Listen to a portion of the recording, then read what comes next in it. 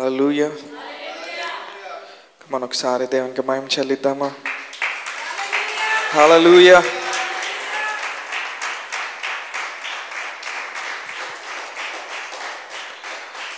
So కొన్ని నిమిషాలు మనం దేవుని వాక్యం మీద మన ఫోకస్ పెడదాం. దేవుని వాక్యాన్ని ధ్యానిద్దాం కొన్ని నిమిషాలు. సో గత ఐ థింక్ 2 వారాలుగా దేవుని ఆత్మ కుమ్మరింపు గురించి మాట్లాడుతా ఉన్నాను. Outpouring of the Holy Spirit. So దేవుని ఆత్మ కుమ్మరింపు జరిగినప్పుడు ఏమవుతూ ఉంటుంది, వాటి గురించి మనం మాట్లాడుతూ వస్తాం. ఈరోజు కూడా అందులో ఒక అంశం గురించి నేను మాట్లాడబోతూ ఉన్నాను. దేవుని ఆత్మ కుమ్మరించబడినప్పుడు ఎలాగ సూపర్ న్యాచురల్గా దేవుడు మనకి బలాన్ని అనుగ్రహిస్తాడు. The spirit of might. Hallelujah. బలంనిచ్చేటువంటి ఆత్మ. దేవుని ఆత్మ కుమ్మరించబడినప్పుడు సంఘము ఎలాగా బలంనిచ్చు ఆత్మను ధరించుకుంటుంది అన్న విషయం గురించి నేను మాట్లాడుతూ ఉన్నాను. సో ఎంతమంది దేవుని సన్నిధిని అనుభవిస్తూ ఉన్నారు గత 2-3 వారాలుగా? సో దేవుడు ఒక కదలిక ఆయన మన మధ్య తీసుకొని వస్తూ ఉన్నాడు. ఎవరైతే ఆకలిగా ఉన్నారో, ఎవరైతే ఆశతో ఉన్నారో, దేవుడు అనుగ్రహించే వాటిలోకి వాళ్ళు ప్రవేశించబోతూ ఉన్నారు. సో ఈ తరంలో దేవుడు మన ద్వారా కొన్ని అసాధారణమైనటువంటి కార్యాలు, కొన్ని అసాధారణమైన అద్భుతాలు ఆయన మన ద్వారా జరిగించాలనుకుంటున్నాడు. హల్లెలూయా. సో అందుకు మనకి సూపర్ న్యాచురల్ స్ట్రెంగ్త్ కావాలి, అసాధారణమైన బలం కావాలి. సో దేవుని బలం వల్ల కలిగేటువంటి విషయాలు ఏంటి, లేకపోతే దేవుని బలం మన జీవితంలో మనం కలిగి ఉన్నప్పుడు సూపర్ న్యాచురల్గా ఎలాగా కార్యాన్ని మనం చేయగలుగుతాం, సూపర్ న్యాచురల్గా ఎలాగా దేవుడిచ్చిన గమ్యంలోకి మనం నడవగలుగుతాం, లేకపోతే మన ఎదుటిన్న పనిని మనం ఎలాగా నిర్వర్తించగలుగుతాం అన్న విషయం గురించి నేను మాట్లాడుతూ ఉన్నాను. ఒకసారి యెషయా గ్రంథం 11వ అధ్యాయంలోకి వెళ్దాం. యెషయా గ్రంథం 11వ అధ్యాయం 2వ వచనం. యెహోవా ఆత్మ జ్ఞాన వివేకములకు ఆధారమగు ఆత్మ, ఆలోచన బలములకు ఆధారమగు ఆత్మ, తెలివిని యెహోవా ఎడల భయభక్తులు పుట్టించు ఆత్మ అతని మీద నిలుచు. ఆ వచనంలో మధ్య భాగం చూస్తే ఆలోచన బలములకు ఆధారమగు ఆత్మ, the spirit of council and might. The spirit of might గురించి నేను మాట్లాడబోతా ఉన్నాను. హల్లెలూయా. సో దేవుని యొక్క వాగ్దానాల యొక్క నెరవేర్పు మన జీవితంలో చూడాలంటే, దేవుని కార్యాలు చూడాలంటే మనకి ఒక అసాధారణమైన రీతిలో మనకి బలం కావాలి. ఎందుకంటే శరీరం అనేది ఎప్పుడు కూడా దేవుని పనిని నెరవేర్చలేదు, లేకపోతే శరీర స్వభావం అనేది దేవుని విషయాల్లోకి నడవలేదు, లేకపోతే దేవుని ఉద్దేశాల్ని నెరవేర్చలేదు.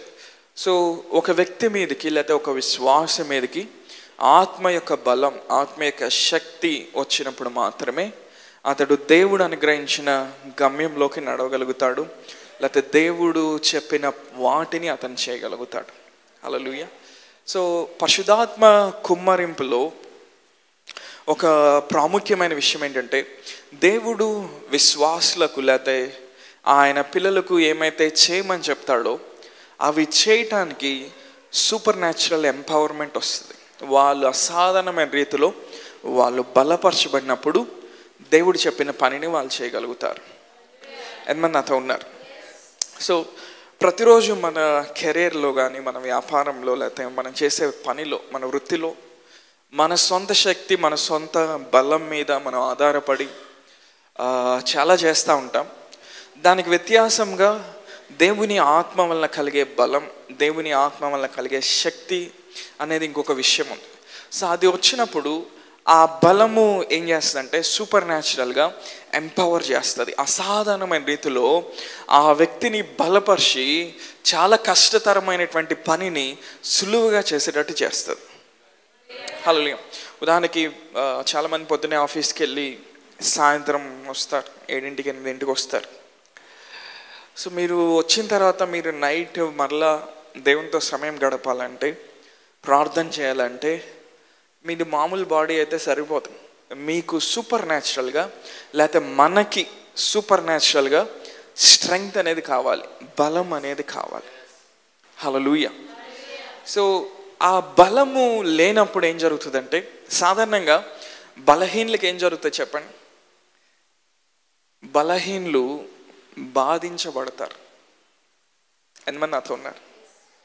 బలహీనులు అణచివేతకు గురి చేయబడతారు, బలహీనులు త్రొక్కివేయబడతారు.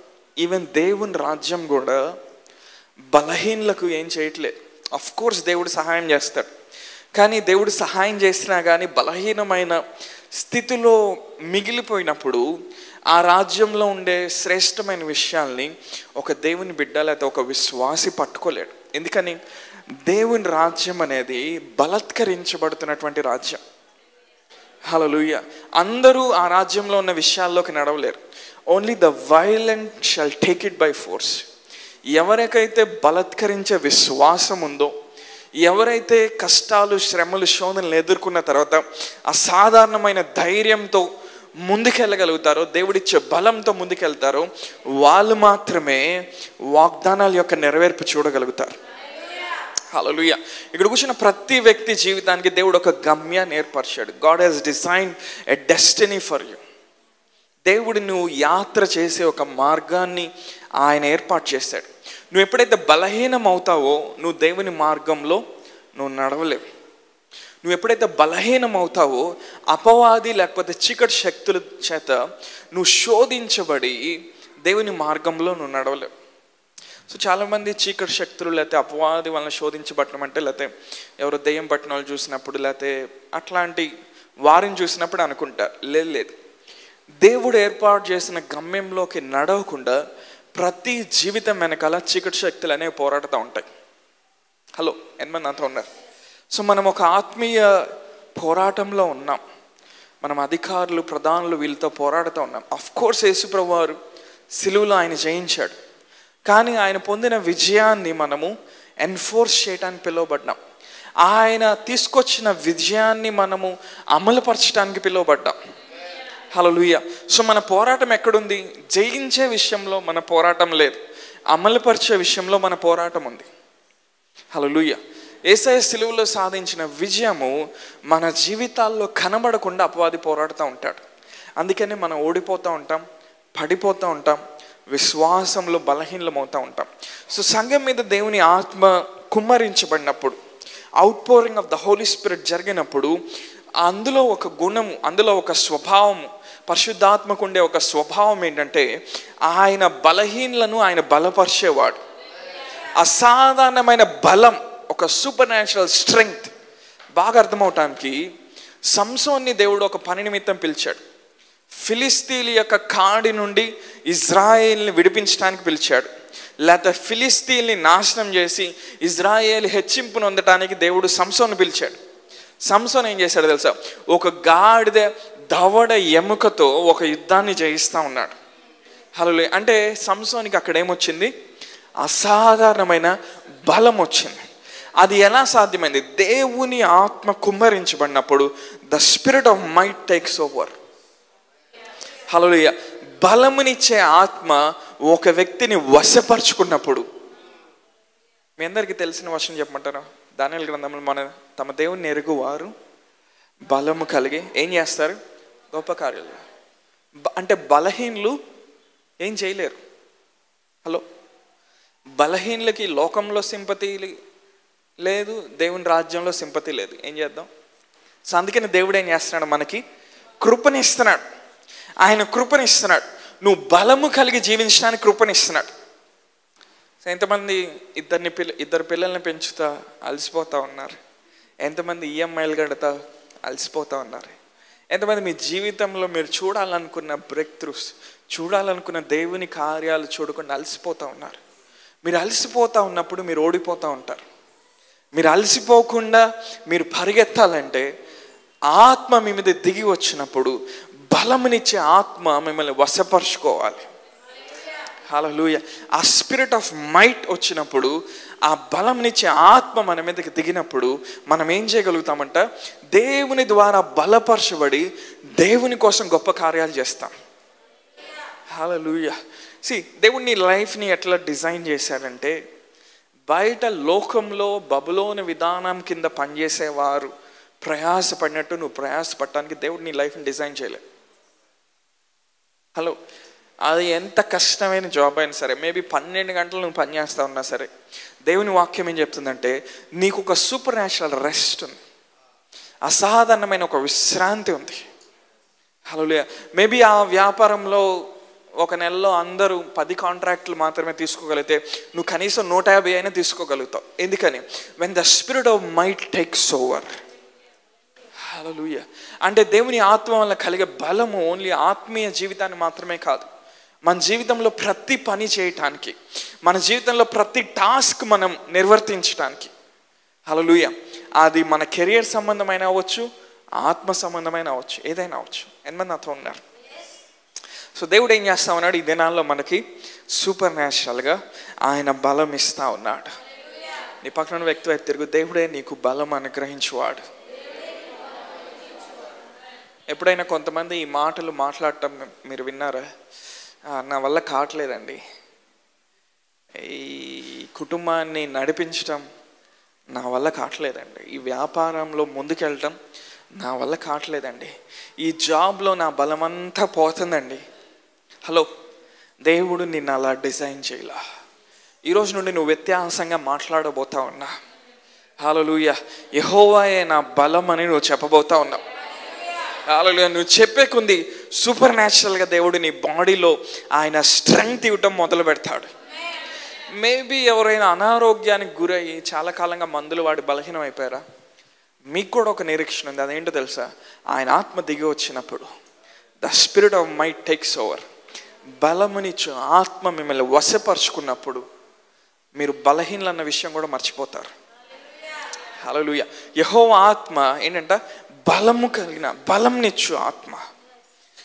హల్లెలూయా. The spirit of Lord is the spirit of might. ఎంతమంది నాతో ఉన్నారు? సో చిన్నగా అర్థం అవటానికి నేను చాలా స్లోగా తీసుకెళ్తా ఉన్నాను. ఎంతమంది నాతో ఉన్నారు? సో సంసోన్ గురించి మనం ఇంకొక విషయాన్ని మనం చూసినప్పుడు, సంసోన్ ఒకసారి ఆ పట్నం యొక్క గేట్స్ తీసుకొని, ఏం చేశాడు? వెళ్ళి పర్వతం పైకి ఎక్కాడు. హల్లెలూయా. ఆ పట్టణానికి ఉండే గేట్లు చేతులతో పీకేసి ఏం చేశాడు? వెళ్ళి పర్వతం పైకి ఎక్కాడు. అంటే ఈ రోజుల్లో మనం అలాంటి బలాన్ని మనం చూడం. అంటే ఈ రోజుల్లో మనం ఎక్కువ ఫిజికల్ బలం గురించి మనం మాట్లాడడం, కానీ మానసిక బలం గురించి మనం ఎక్కువ మాట్లాడతాం. హల్లెలూయా. ఆత్మీయ బలం గురించి మనము ఎక్కువ మాట్లాడుతూ ఉంటాం. మనం అద్భుతాలు చేయాలంటే మనం బలహీనంగా ఉంటే చేయలేం. మనం అద్భుతాలు చేయాలంటే దేవుని ఆత్మ చేత బలపరచబడిన వారిగా మనం ఉండాలి. ఈవెన్ మన ఫిజికల్ బాడీస్, ఈవెన్ మన బాహ్య సంబంధమైన దేహాలు కూడా వాటికి బలం కావాలి.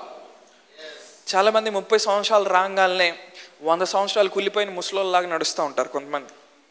అవునా? బలహీనమైపోయి, వంగిపోయి, అసలు లైఫ్లో అంతా కోల్పోయి ఏదో గంజాయికి, మత్తు పదార్థాలకి బానిసైనట్టు నడుస్తూ ఉంటారు. వాళ్ళ బాడీలో ఏం లేదంటే బలం లేదు, స్ట్రెంగ్త్ లేదు. హలో, మంచి ఆహారము, మంచి మందులు తీసుకోవడం వల్ల వచ్చే బలం వేరు, దేవుడు నిన్ను బలపరిచేది వేరు.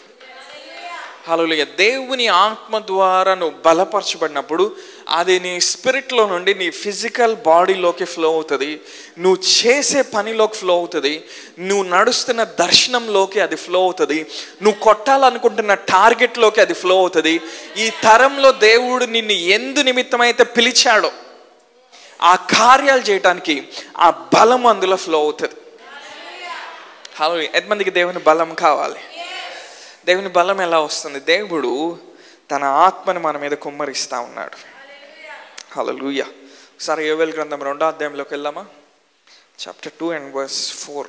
యోవేలు 2వ అధ్యాయం 4వ వచనం. వాటి రూపములు గుర్రముల రూపముల వంటివి, రౌతుల వలె అవి పరిగెత్తి వచ్చును. రథములు ధ్వని చేయనట్టు, కొయ్యకాలు అగ్నిలో కాల్చు ధ్వని చేయనట్లు, యుద్ధంనకు సిద్ధమైన శూరులు ధ్వని చేయనట్లు అవి పర్వత శిఖరముల మీద గంతులు వేయుచున్నాయి.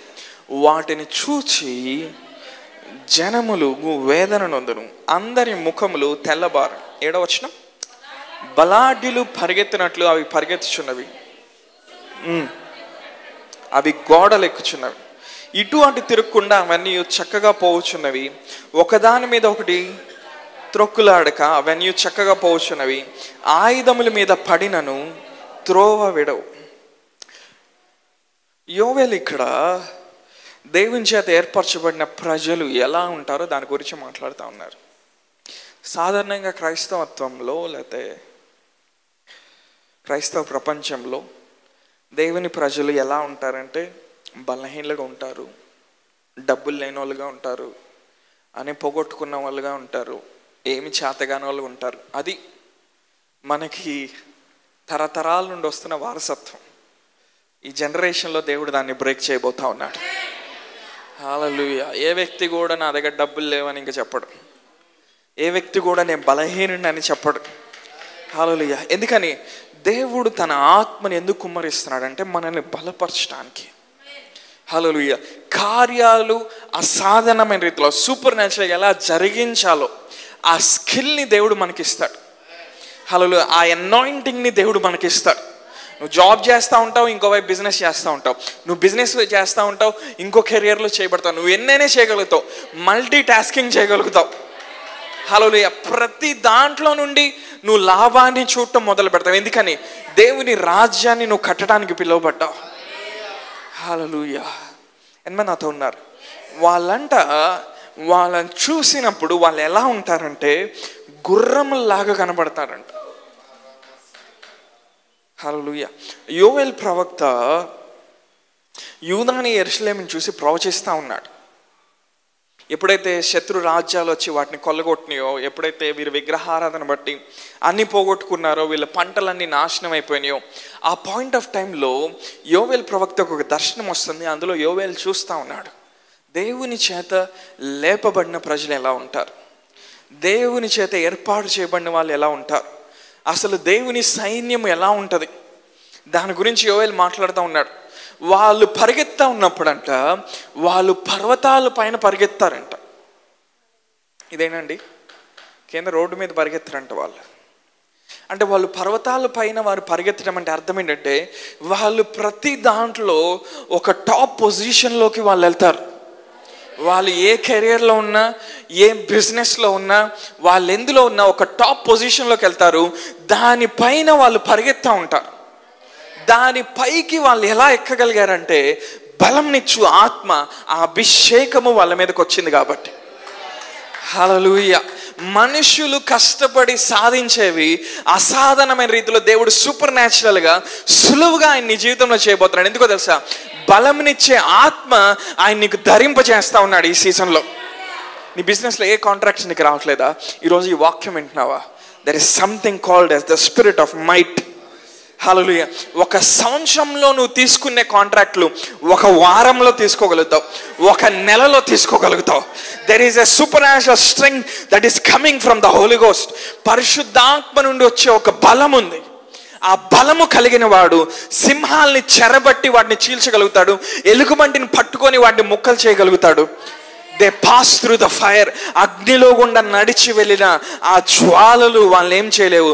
ఇందాక మనం చదివినట్టు వాళ్ళు వెళ్ళి ఖడ్గం మీద పడినా వాళ్ళకేం అవ్వట్లేదంట. సాధారణంగా ఒక వ్యక్తి ఖడ్గం మీద పడితే చచ్చిపోతాడు, ముక్కలవుతాడు. బట్ దేవుని ఆర్మీ అలా కాదు, దేవుని సైన్యం అలా కాదు, దేవుని చేత బలపరచబడిన వాళ్ళు అలా కాదు. సో కొన్నిసార్లు మన విశ్వాస జీవితంలో మనం ముందుకు వెళ్ళే కొన్ని వాటిని మనం ఎదుర్కొంటూ ఉంటాం. అవి చాలా బలమైన విషయాలుగా, బలమైన శోధనలుగా, లేకపోతే భయంకరమైన శ్రమగా అనిపిస్తుంది. అవి మనం ఎందుకు ఎదుర్కొంటామంటే దేవుడు మన లోపల పెట్టిన బలము బయటికి రావటానికి. హల్లెలూయా. ఎంతమంది నాతో ఉన్నారు? ఎంతమంది వాక్యంతో ఏకీభవిస్తున్నారు? 7వ వచనం, బలాఢ్యులు పరిగెత్తినట్లు అవి పరిగెత్తుచున్నవి, శూరులు ప్రాకారం లెక్కునట్లు అవి గోడలు దాటుచున్నవి. హల్లెలూయా. అవి ఎలా పరిగెత్తుచున్నాయంట? బలాఢ్యులు పరిగెత్తినట్లు పరిగెత్తుచున్నాయి. హల్లెలూయా. ఏ వైరస్ వచ్చినా, ఏ ఆర్థిక మాంద్యం వచ్చినా, ఏ శోధన వచ్చినా దేవుని సైన్యం ఎలా ఉందంట? బలాఢ్యులు పరిగెత్తినట్లు పరిగెత్తుచున్నవి. హల్లెలూయా. వాళ్ళు ప్రాకారం లెక్కి వాళ్ళు గోడలు దాటుతూ ఉన్నారు. అంటే వాళ్ళు టెరిటరీస్ని టేక్ ఓవర్ చేస్తూ ఉన్నారు. ఒక వ్యక్తి ఒక గోడ దూటి ఇంకో దాంట్లోకి వెళ్ళాడు అనుకో, అది వేరే వాళ్ళ ప్రాపర్టీ, అవునా? యోసేపు ఫలించాడు కొమ్మ, అతని రెమ్మలు గోడలు దాటి వ్యాపించినాయి. ఇజ్రాయెల్లో యోసేపు ఉంటే గోడ దాటి ఐగుప్తులోకి వెళ్ళిపోయాడు. ఐగుప్తులోకి వెళ్ళిపోయి అక్కడ నాటబడి అక్కడ ప్రధానమంత్రి అయ్యాడు. హల్లెలూయా. కొన్ని సంవత్సరాల పాటు చెరసాల్లో ఉన్నాడు. తను చేయని తప్పుకి చెరసాల్లో వెళ్ళాడు. తన సొంత అన్నలు మోసం చేసి గుంటలో పడేశారు. యోసేపుకి బలం ఎక్కడి నుంచి వచ్చింది? Hallelujah. Why was Joseph not depressed? ఈరోజు మనకి ఒక చండం తగలంగానే 150 రోజులు పట్టిద్ది మనల్ని డిప్రెషన్లోంచి బయటికి రావటానికి. ఆయిల్ వేసి ప్రార్థన చేసి, పాస్టర్ గారు ప్రార్థన చేసి, ప్రేయర్ టీం ప్రార్థన చేసి, 100 మెసేజ్లు చెప్పి,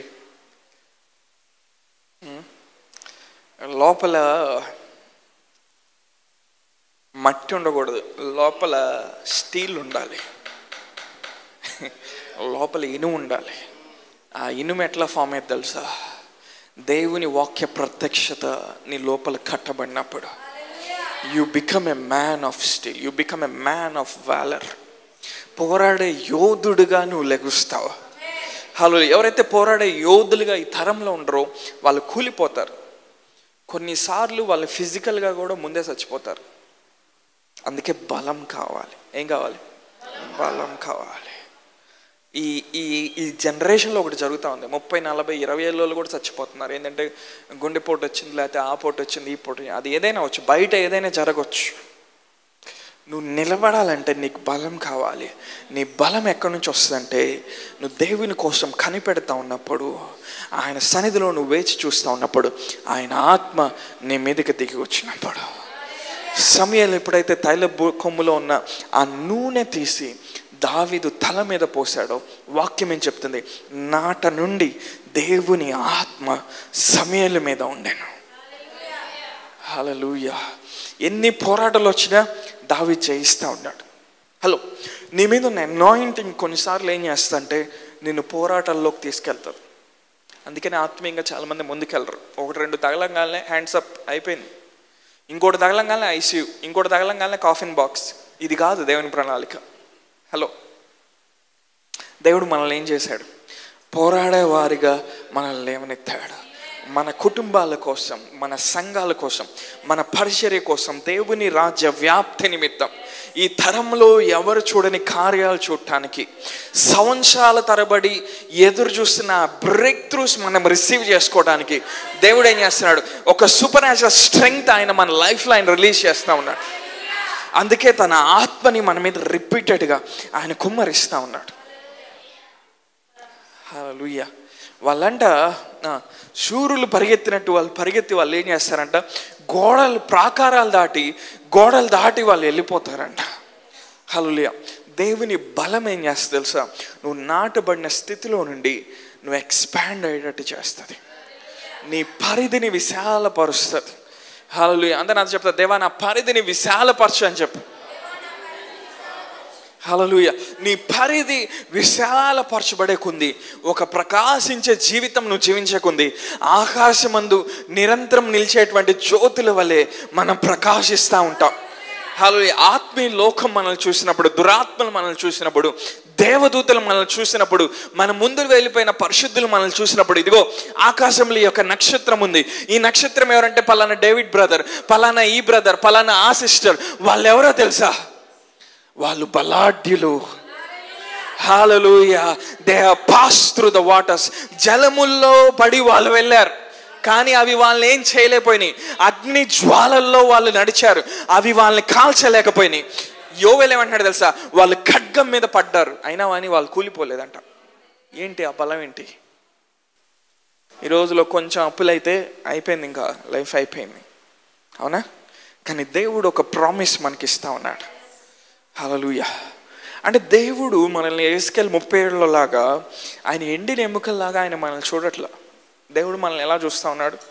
బలం కలిగిన ఒక సైన్యం లాగా చూస్తూ ఉన్నాడు. హల్లెలూయా. ఒకసారి నీ పక్కన వ్యక్తి వైపు తిరిగి చెప్పండి, నువ్వు పోరాడాల్సిన పోరాటాలు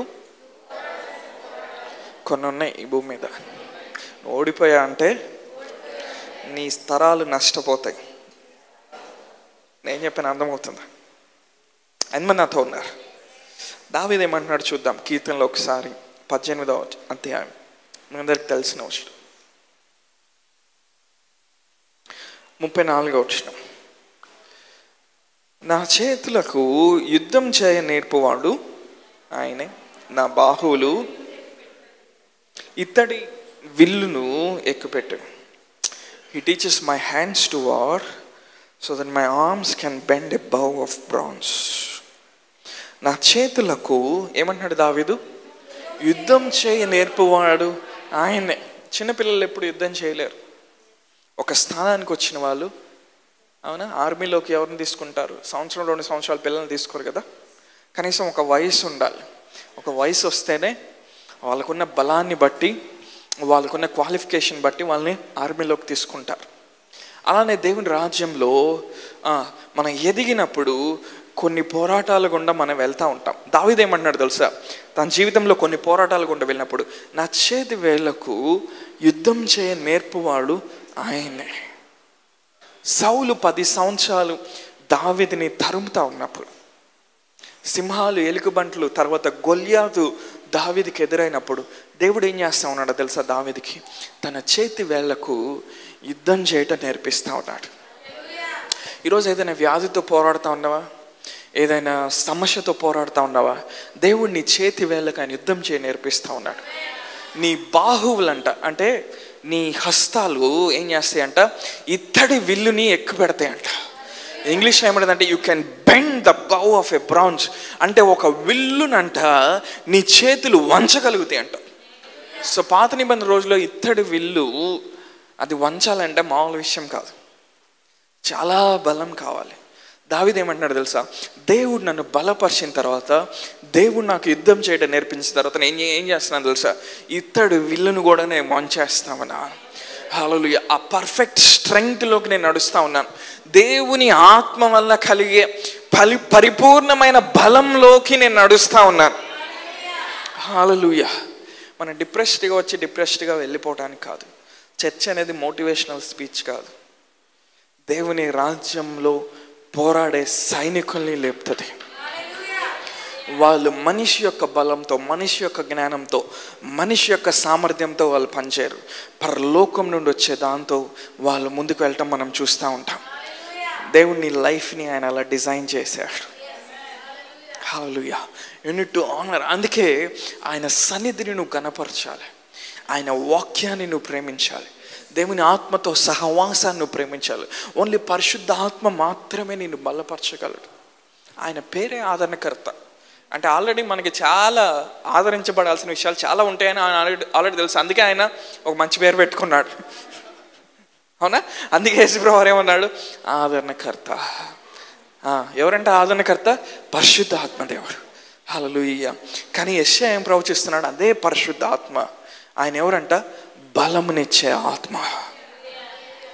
హల్లెలూయా. ఎంతమంది నాతో ఉన్నారు?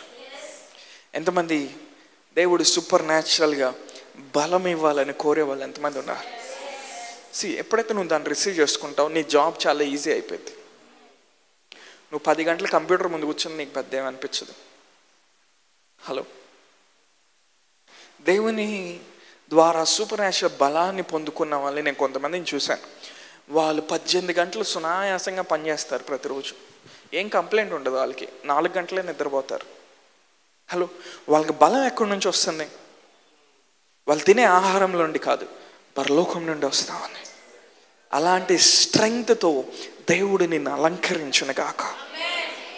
ఆయన సంఘము బలంగా ఉన్నప్పుడు, అవునా, ఏ ఆర్థిక సమస్యనైనా, ఏ వైరస్నైనా, ఏ రోగాన్నైనా, ఏ పరిస్థితినైనా అవలీలుగా దాటి రాగలదు. సో దేవుడు ఏం చేస్తా ఉన్నాడు, యోవేలు ద్వారా ఏం మాట్లాడుతూ ఉన్నాడు, ఆయన ఆత్మ కుమ్మరించబడినప్పుడు గుర్రముల్లాగా మనం కనబడతామంట. హల్లెలూయా. పరాక్రమం కలిగిన వారిగా మనం లేపబడతామంట. హల్లెలూయా. ఖడ్గం మీద పడినా కానీ మనం కూలిపోమంట.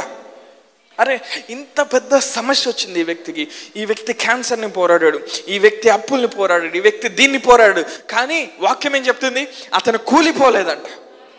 హల్లెలూయా. ఎక్కడి నుంచి వచ్చింది ఆ రెవల్యూషన్, ఆ మిస్టరీ ఏంటంటే, when the spirit is poured upon us. హల్లెలూయా. దేవుని ఆత్మ ఒక వ్యక్తి మీదకి దిగి వచ్చినప్పుడు he will rise like a giant in the land. హల్లెలూయా. ఏమన్నా ఉన్నా నీ లైఫ్లో దేవుడు ఆత్మీయంగా సిద్ధపరచిన గమ్యంలోకి నువ్వు వెళ్ళకుండా చాలా పోరాడుతూ ఉంటాయి. కొన్నిసార్లు నీ తరతరాల పితరుల నుంచి వచ్చిన చీకటి శక్తులన్నీ, అంటే వాళ్ళ చీకటి శక్తులు అనట్లా నేను, వాళ్ళతో పోరాడిన శక్తులన్నీ నీతో పోరాడుతూ ఉంటాయి. వాళ్ళకి పేదరికం వస్తే నీకు అదే వస్తుంది, వాళ్ళు బలహీనలు అయితే నీకు అయ్యే ఉంటాయి, వాళ్ళకి రోగాలు ఉంటే నీకు అయ్యే వస్తాయి. ఇవన్నీ ఎందుకు వస్తున్నాయి? ఫ్యామిలీ లైన్లో, బ్లడ్ లైన్లో ఇవన్నీ ఎందుకు వస్తున్నాయి? You don't have strength to resist. ఈ రోగము నాతో ఆగిపోవాలని చెప్పేవాళ్ళు లేరు, ఈ లేమి నాతో ఆగిపోవాలని చెప్పేవాళ్ళు లేరు, ఈ మెంటల్ డిప్రెషన్ నాతో ఆగిపోవాలని చెప్పేవాళ్ళు లేరు. దేవుని రాజ్యంలో ప్రకాశించకుండా ఉండే జీవితము నా తరంతో నాతో ఆగిపోవాలని చెప్పేవాళ్ళు లేరు. అవునా? కొంతమంది ఎలా ఉంటారంటే, అందరు తన్నులు తింటే మేము కూడా తన్నులు తింటాం. అవునా? తాత ముత్తాతలు వాళ్ళ పైన వాళ్ళు అందరు తన్నులు తింటా వస్తూ ఉంటే మనం కూడా కొట్టండి, సైతాన్ దగ్గరికి వెళ్ళి కొట్టు, నాన్న కొట్టు, ఇంకో సమస్య కొట్టు. అవునా? బాధపడి డిప్రెస్ అయిపోతూ ఉంటే పరలోకముందున్న తండ్రి పైన చూసి, అయ్యో నా బిడ్డ, దేవుడు నిన్ను అలా డిజైన్ చేయాల, not for a life of pity, not for a life of sympathy. Sympathy మనకు అవసరంలా. హలో, పరిశుద్ధాత్మ ఆదరిస్తాడు, పరిశుద్ధాత్మ బలపరుస్తాడు. మనం అక్కడి నుండి మరలా యాత్ర చేయటం మనం మొదలు పెడతాం. హల్లెలూయా. మన వాక్యాన్ని రిసీవ్ చేసుకుంటున్నారు. హబక్కు గ్రంథం 3వ అధ్యాయంలోకి వెళ్దాం. ఇంకొకటి 2 విషయాలు చెప్పి ముగిస్తాడు. హబక్కు గ్రంథం 3వ అధ్యాయం 17వ వచనం. అంజూరపు చెట్లు పూయకుండెను, ద్రాక్ష చెట్లు ఫలింపకపోయిన, ఒలివ చెట్లు కాపు లేకుండెను, చేనులోని పైరు పంటకు రాకపోయినను, గొర్రెల దొడ్లలో లేకపోయినను, సాలలో పశువులు లేకపోయినను, నేను యెహోవా యందు ఆనందించదను, నా రక్షణకర్త అయిన నా దేవుని యందు నేను సంతోషించదను. ప్రభువు యెహోవా నాకు బలము, యెహోవాయే నాకు బలము, ఆయన నా కాళ్ళను లేడి కాళ్ళ వలె చేయను, ఉన్నత స్థలముల మీద ఆయన నడువు చేయను. సేమ్ యోవేలుతో దేవుడు ఏం మాట్లాడుతూ ఉన్నాడో ఇంకొక రీతిలో హబక్కుతో దేవుడు మాట్లాడుతూ ఉన్నాడు. బబులోనీయులు వచ్చి 605 BCలో ఇజ్రాయెల్ని, యెరూషలేంని వాళ్ళు దాడి చేసినప్పుడు, అవునా, పట్టణాలన్నీ నాశనం అయిపోయినాయి. అప్పుడు హబక్కుకు దేవుని ఆత్మ ద్వారా చూసి ప్రవచిస్తున్నాడు. అంజూరపు చెట్లు పూయిపోయినా పర్లేదు, సాలలో పశువులు లేకపోయినా పర్లేదు, ఇది జరిగినా పర్లేదు, లోన్స్ క్లియర్ అయినా క్లియర్ అవ్వకపోయినా పర్లేదు, ఈ రోగాలు తగ్గపోయినా పర్లేదు, నా లైఫ్లో ఏం జరిగినా జరగకపోయినా పర్లేదు. హవ్వకు ఏమంటున్నాడు? దేవుడైన యెహోవాని బట్టి, ఆయన రక్షణ బట్టి నేను ఆనందిస్తాను. Hallelujah. I will rejoice in the God of my salvation. నువ్వు ఎప్పుడైతే దేవుని బట్టి ఆనందించడం మొదలు పెడతావో, ఆ అనాయింటింగ్ అనేది నీ ప్రతి పరిస్థితిలోకి వెళ్ళి మార్పులు తీసుకొని రావటం చేస్తూ ఉంటుంది. హల్లెలూయా. హబక్కుకు ఇంకేమంటున్నాడు? నేను బలహీనుడై కూర్చోను, కానీ నా దేవుడు యెహోవా ఏం చేయబోతా ఉన్నాడు? ఆయన నా కాళ్ళను లేడి కాళ్ళ వలె చేస్తాను. యెరూషలేం నాశనం అయిపోయింది, యూదా నాశనం అయిపోయింది, ఇజ్రాయెల్ అంతా నాశనం అయిపోయింది, నెబుకద్నెజరు వచ్చి నాశనం చేశాడు. కానీ హబక్కుకు ఏమంటా ఉన్నాడు? దేవుని ఆత్మ కలిగి నేను నాశనం అయిపోవట్లా. హల్లెలూయా. ఏం జరగట్లేదా? పంటలు లేవు, పశువులు లేవు. అవునా? ఆ రోజుల్లో వాళ్ళు వచ్చి పశువులు మొత్తం చంపేశారు యెరూషలేంలో. అవునా? హబక్కుకు ఏమంటాడు? సాలను చూసినప్పుడు, అవునా, పశువుల కష్టం చూసినప్పుడు ఏమున్నాయి అక్కడ? ఏమి లేవు, ఖాళీగా ఉంది. హబక్కుకు చూసి బాధపట్ల, నేను వీటిని చూసి నేను బాధపడట్లేదు, నా లైఫ్లో ఏం జరగట్లేదో దాన్ని చూసి నేను బాధపడట్లేదు, కానీ ఒకదాన్ని బట్టి నేను సంతోషిస్తాను, నా దేవుడైన యెహోవాను బట్టి నేను సంతోషిస్తాను అంటున్నాడు. ఆయన ఏం చేస్తాడంట, ఆ స్థితిలోనే నన్ను వదిలిపెట్టాడు. ఆ నాశనమైన స్థితిలో, అట్టడుగు స్థానంలో ఆయన నన్ను వదిలిపెట్టాడు. శత్రువులు దాడి చేసినప్పుడు నష్టపోయిన స్థితిలో ఆయన నన్ను వదిలిపెట్టాడు, కానీ ఆయన నా కాళ్ళను లేడి కాళ్ళ వల్ల ఆయన చేస్తాడు. ఎత్తైన స్థలముల మీద ఆయన నన్ను నిలుపుతాడు. అలా ఏమీ లేనప్పుడు హబక్కుకు అది ప్రవచిస్తూ ఉన్నాడు. You need to prophesy sometimes before you can see what God has for you. దేవుని ఆత్మ కలిగి కొన్నిసార్లు నువ్వు జరగబోయే ముందుగా ప్రవచించడం నేర్చుకోవాలి. ఈరోజు నేను ఈ ప్రాబ్లంలో ఉన్నా, ఈరోజు ఈ ఫైనాన్షియల్ పొజిషన్లో ఉన్నా, ఈరోజు ఈ అనారోగ్యంలో ఉన్నా, ఈరోజు ద్వారాలన్నీ నా ఇంట మూయబడినా, నేను ప్రవచిస్తున్నాను హబక్కుకు లాగా, నా దేవుడైన యెహోవాను బట్టి నేను ఆనందిస్తున్నాను. ఆయన ఆ స్థితిలో నన్ను వదిలిపెట్టట్లేదు. He's clothing me with supernatural strength. అందుకే నా కాళ్ళు లేడి కాళ్ళ వల్ల తయారవుతా ఉన్నాయి. నేను ఎక్కుతా ఉన్నాను, ఎత్తైన పర్వతాలు నేను ఎక్కుతా ఉన్నాను. హల్లెలూయా. నీ ఆఖరి 10 తరాల్లో మీ కుటుంబంలో ఎవరు చూడని కార్యాలు నువ్వు చూచుదువుగాక, ఎవరు ఎక్కని ఎత్తైన పర్వతాలు నువ్వు ఎక్కుదువుగాక. హల్లెలూయా. ఈ పట్టణంలో కొన్ని సంఘాలు, కొంతమంది దైవజనులు ఎక్కలేని పర్వతాలు ఈ సీజన్లో మనం ఎక్కబోతా ఉన్నాం. ఎందుకో తెలుసా, ఆయన మన కాళ్ళను ఆయన లేడి కాళ్ళ వలె చేస్తా ఉన్నాడు. We are going to climb up the mountains and possess the land. Hallelujah. See, Moshe Pisgah కొండ ఎక్కి చూస్తున్నాడు. పిస్గా కొండ అంటే పిస్తా హౌస్ కాదు. హలో,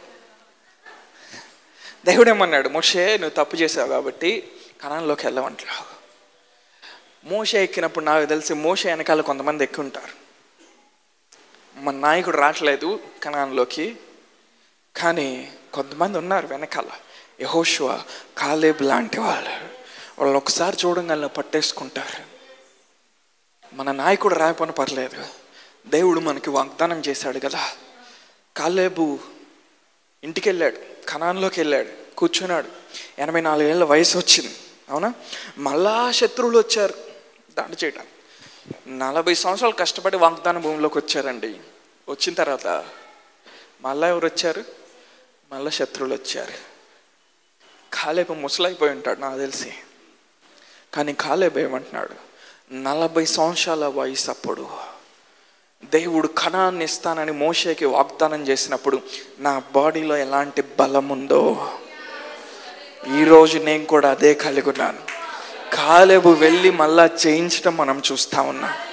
తన వయస్సు ఒక లిమిటేషన్ కాదు. 99 ఏళ్ళ వయసులో దేవుడు చెప్తున్నాడు అబ్రహాంకి, నీకు పిల్లోడిని ఇస్తానని. ఎవరు చెప్తారండి? 99 ఏళ్ళ వయసు అప్పుడు రెడీగా ఓ 3 పంపించాడు ఇంటికి. అబ్రహాము నెక్స్ట్ టైం ఈ ఇయర్ కల్లా, అవునా, నెక్స్ట్ టైం ఈ ఇయర్ కల్లా, నెక్స్ట్ టైం ఈ టైం కల్లా, నెక్స్ట్ ఇయర్ ఈ టైం కల్లా నువ్వు అందులోకి వెళ్ళబోతున్నావు. మీకేం అర్థమైందో నాకు తెలియదు. అబ్రహాము వాగ్దానంలోకి వెళ్ళబోతా ఉన్నాడు. ఇస్సాకు రాబోతా ఉన్నాడు. ముడతలు పడిన చర్మంలో నుండి, మృతుతులమైన గర్భంలో నుండి శారా దేశాలకు ఆశీర్వాదకారణమైన ఒక వ్యక్తిని బయట తీసుకొని రాబోతా ఉంది.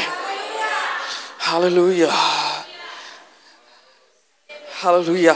ఇస్సాకు అంటే అర్థం ఏంటంటే నవ్వు, లాఫ్టర్. హల్లెలూయా. సూపర్ న్యాచురల్ స్ట్రెంగ్త్ వచ్చినప్పుడు దేవుడు ఏం చేస్తాడు తెలుసా, నువ్వు వెళ్ళాల్సిన గమ్యంలోకి నిన్ను త్వరగా తీసుకెళ్ళటం మొదలు పెడతాడు. ఎంతమంది దేవుని కార్యాలు చూడాలనుకుంటున్నారు? May you be imparted with the spirit of strength today. హబక్కుకు లాగా నువ్వు చూసి ప్రవచించడం నేర్చుకోవాలి. ప్రభా, ఈరోజు ఏం జరగట్లేదు, ఈరోజు పరిస్థితులు అన్నీ బాగోట్లేదు, ఈరోజు ఏది నేను అనుకున్నది వర్కౌట్ అవ్వట్లేదు, కానీ ప్రభా నేను ఆ రహస్య స్థలంలోకి వెళ్ళి నువ్వు ఇచ్చే బలాన్ని నేను పొందుతూ ఉంటాను. నువ్వు బలం పొందేకుంది ఎవరికి తెలియదు నువ్వు బలపరచబడుతున్నావు అని. అవునా? దావీదు మరుగు చేయబడ్డాడు. గొల్యాతుని ఎదుర్కోబోయి ముందు దాకా మరుగు చేయబడ్డాడు. ఎవరికి తెలియదు దావీదు పోరాడేవాడని. అవునా? సొంత అన్నలకి తెలియదు, ఆర్మీలో ఉన్న వాళ్ళకి తెలియదు, సౌలుకి తెలియదు. కానీ ఎవరికి తెలుసు దావీదు సిద్ధపడుతున్నాడని? దావీదుకు మాత్రమే తెలుసు. హల్లెలూయా. అరణ్యంలో ఒంటరిగా కూర్చొని దేవుని ఆరాధిస్తూ ఉన్నప్పుడు దేవుని ఆత్మ దిగి వచ్చినప్పుడు దావీదు గ్రహించుంటాడు, ఈ అనాయింటింగ్ నా మీదకి వస్తే ఒకరోజు సింహాన్ని నేను చీలుస్తానబ్బా అనుకొని ఉంటాడు. ఫస్ట్ ఈ అనాయింటింగ్ నా మీదకి వస్తే ఎలుగుబంటి నేను మొక్కలు చేస్తాను అనుకొని ఉంటాడు. ఈ అనాయింటింగ్ నా మీదకి వస్తే ఈ బిజినెస్లోకి వెళ్ళి నేను దాన్ని ఒక పీక్స్లోకి తీసుకెళ్తాను అనుకొని ఉంటాడు. దావీదు లాంటివాడు. దురదృష్టవశాత్తు ఈ రోజుల్లో అలాంటి వాళ్ళు లేరు సంఘంలో. దేవుడు అలాంటి వాళ్ళ కోసం చూస్తూ ఉన్నాడు. నువ్వు లాగాలి, దేవుని అనాయింటింగ్ నువ్వు లాగాలి, దేవుని బలాన్ని నువ్వు లాక్కోవాలి. స్ట్రా వేసి పీల్చినట్టు పీల్చాలి నువ్వు దేవుని బలాన్ని. హల్లెలూయా. నువ్వేదో పెద్ద పెద్ద అడిగితే దేవుడు భయపడతాడు అనుకో మాకే. నువ్వు భయపడతావు, దేవుడు ఎప్పుడు భయపడ్డావు.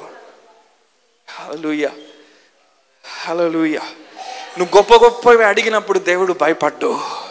ఎందుకంటే నువ్వు విశ్వాస మార్గంలో వెళ్తా ఉన్నావు కాబట్టి దేవుడు చూస్తూ ఉన్నాడు. తన బలాన్ని ఆయన నీకు ఇస్తా ఉన్నాడు. May supernatural strength be your portion this season in the name of Jesus. ఆ బలం చేత నువ్వు బలపరచబడే కొంది మూయబడిన ద్వారాలన్నీ నీ లైఫ్లో తెరవబడతా ఉంటాయి. నీ కెరియర్లో, నీ బిజినెస్లో మూయబడిన ద్వారాలన్నీ తెరవబడతా ఉంటాయి. ఎందుకంటే దేవుడు నేను సీక్రెట్గా ట్రైన్ చేస్తూ ఉన్నాడు. నువ్వేమి ఈరోజు రిజల్ట్స్ రాలేదు, ఫలితాలు సరిగ్గా లేవని బాధపడుతున్నావు. ఫలితాలు వచ్చే ఒక టైం ఉంది. నువ్వు పూర్తిగా కుమ్మరి చేతిలో, అవునా, ఒక కంప్లీట్ పాత్రగా నువ్వు చేయబడిన తర్వాత,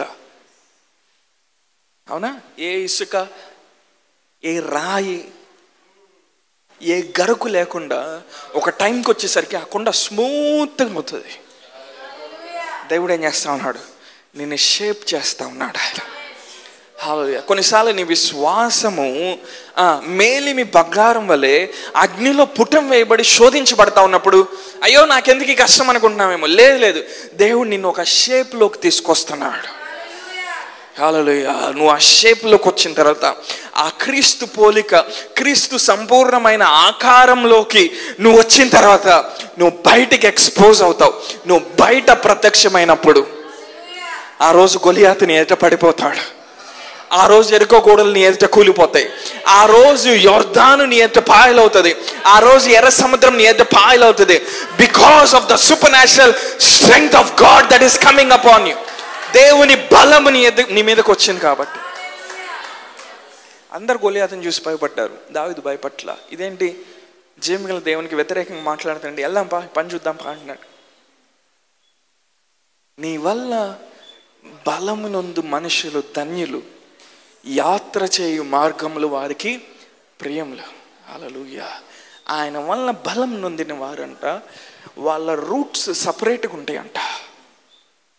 ఏ మనిషి నడవనటువంటి కష్టమైన ఆ మార్గంలో వాళ్ళు సులువుగా నడిచి వెళ్తారంట. ఎందుకంటే వాళ్ళు దేవుని యొక్క దర్శనం చేత మన్నించబడిన వాళ్ళు, దేవుని యొక్క దర్శనం చేత పూర్తిగా కాల్చబడిన వారు. ఆయన రాజ్య వ్యాప్తి కోసం, ఆయన కార్యాలు చూడాలని, ఆయన మంచితనం లోకానికి చూపించాలని వారు నిరంతరం మన్నించబడేవాళ్ళు. వాళ్ళకంట యాత్ర చేసే మార్గం అతి ప్రియంగా ఉంటుందంట. అందరూ పడిపోయిన చోట యెహోషువ కాలేబు ఏమంటున్నారు? మనం ఒక్కసారిగా వెళ్తే కనాన్ని మనం స్వాధీనం చేసుకోగలుగుతాం. హల్లెలూయా. దేవుడు ఒక అనాయింటింగ్ని ఆయన మన మీదకి ఇస్తున్నాడు. ఒక స్పిరిట్ ఆఫ్ మైట్ని ఆయన మన మీదకి ఇస్తున్నాడు. మీరు ఒక్కసారి ప్రార్థన చేస్తే 100 మంది ఒకేసారి మంచం మీద పడిపోయిన వాళ్ళు లెగవాలి. అలాంటి దానికోసం డ్రీమ్ చేయండి.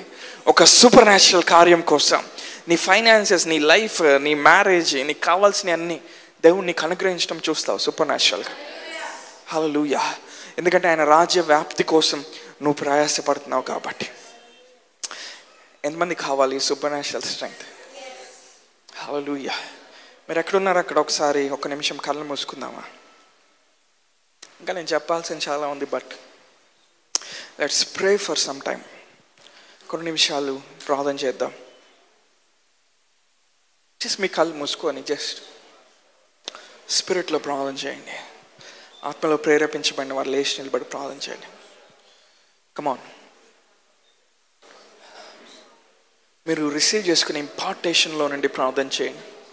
మీరు ఏ శ్రేష్టమైన వాక్ను రిసీవ్ చేసుకున్నారు? హల్లెలూయా. ఈరోజు ప్రతి నీరసం, ప్రతి నిరాశ, ప్రతి నిస్పృహ నేను వదిలి వెళ్ళిపోతా ఉంది. నేను చేతగాని వాడిని, నేను చేతగాని దాన్ని అనుకునే స్థితి నేను వదిలి వెళ్ళిపోతా ఉంది. నేను బలహీనని అనుకునే స్థితి నేను వదిలిపోతా ఉంది. ఎందుకంటే దేవుడు తన కృపని నీ పట్ల కుమ్మరిస్తామన్నాడు. బలంనిచ్చు ఆత్మని ఆయన నీ మీద పంపించడం ద్వారా. Come on, just pray in the Holy ghost.